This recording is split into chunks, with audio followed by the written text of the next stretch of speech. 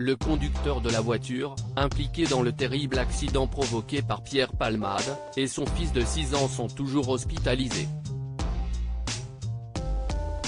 À l'antenne de RTL, le frère de la victime a donné des nouvelles peu rassurantes de son état de santé. Le 10 février dernier, la voiture de Pierre Palmade s'est déportée de sa trajectoire, entrant de front en collision avec un autre véhicule.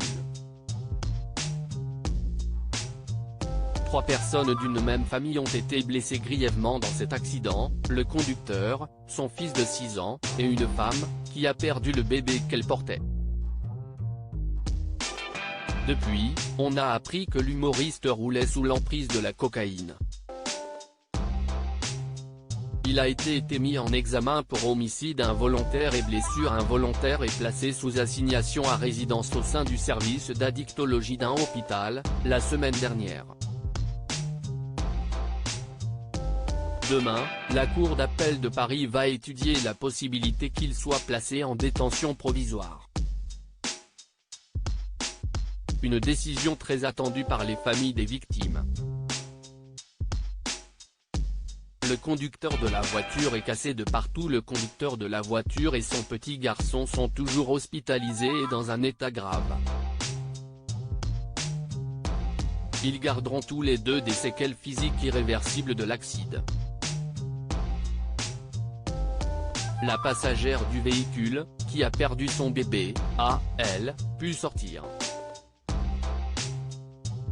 Erguin, le petit frère du conducteur de la voiture s'est confié, ce jeudi 23 février, au micro de RTL sur l'état actuel de celui-ci.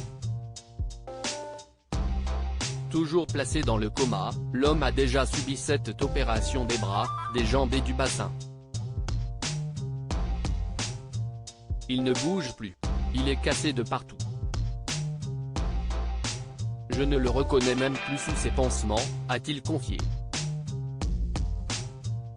Mon frère était souriant, plein d'énergie, mais après les 7 opérations déjà subies, dans quel état je peux espérer le retrouver, a-t-il témoigné. Il craint encore pour la vie de son aîné et ne quitte donc pas son chevet. Les médecins me disent qu'il y a toujours un risque qu'il meure à l'hôpital, alors dès qu'ils viennent me parler, je tremble, explique-t-il. Le petit garçon a été opéré du crâne et de la mâchoire. Erguin souhaite aujourd'hui que Pierre Palmade soit incarcéré. La vraie prison s'y est dans une cellule, derrière des barreaux. J'aimerais juste qu'on entende enfin ma souffrance, avance-t-il, réclamant justice pour son frère et la passagère de la voiture, qui souffrent de graves séquelles psychologiques. Comme l'a précisé le journaliste de RTL, le petit garçon de 6 ans, lui, était opéré de la mâchoire et également du crâne, rappelant qu'il ne pouvait ni parler, ni manger, ni boire normalement.